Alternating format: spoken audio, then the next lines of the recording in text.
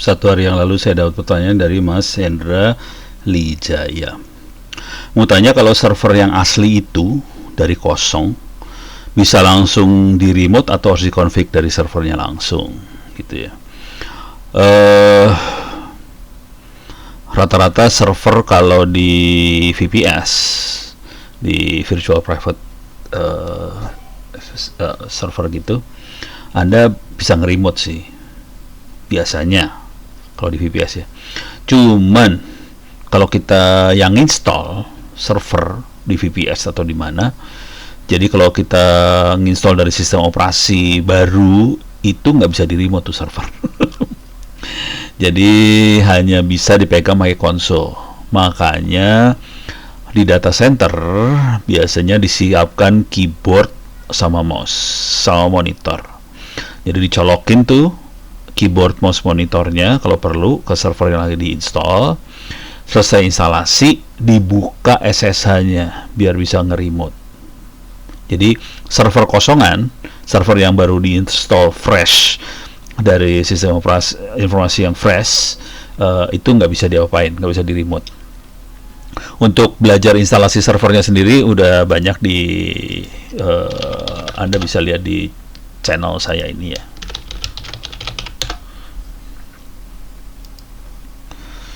Jadi oke. Install server. Ini ada instalasi server untuk 24.0, hacking instalasi server, ini banyak ya. Jadi instalasi server sih banyak. Cuman kalau kosong apa adanya nggak bisa di remote dia. Tapi kalau Anda perhatikan waktu saya install server, pasti otomatis saya install SSH server supaya bisa langsung saya remote. Jadi waktu instalasi server itu selalu servernya ngasih pertanyaan, proses instalasinya ngasih pertanyaan, mau install aplikasi apa. Jadi saya SSH server langsung diinstal.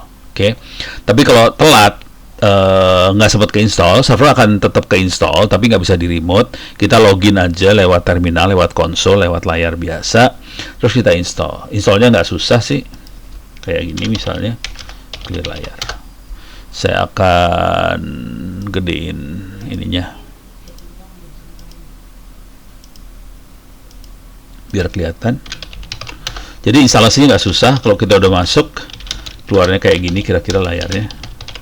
apt update aja dulu supaya diupdate repositorinya dari server kita. Ini bukan di server kalau yang ini ya, tapi bentuknya kayak gini server, kira-kira kayak gini juga sama aja. Saya udah kebiasaan megangnya server, makanya desktop saya pun command line. Kacau ya. Oke, kita masuk.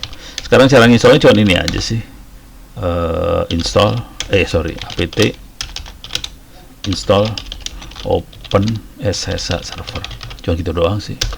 Ini nggak akan keinstall karena dia akan bilang Open SSH server is already the newest version. Jadi dia bilang kayak gitu. Oke, jadi versi Open SSH yang diinstal udah yang paling baru. Jadi desktop saya pun saya install SSH supaya saya bisa remote satu sama lain dari desktop itu. Jadi kondisinya cuma ini aja sih perintahnya. apt install Open SSH server, langsung nanti servernya bisa di SSH dari jauh. Itu aja, jadi nggak susah sama sekali.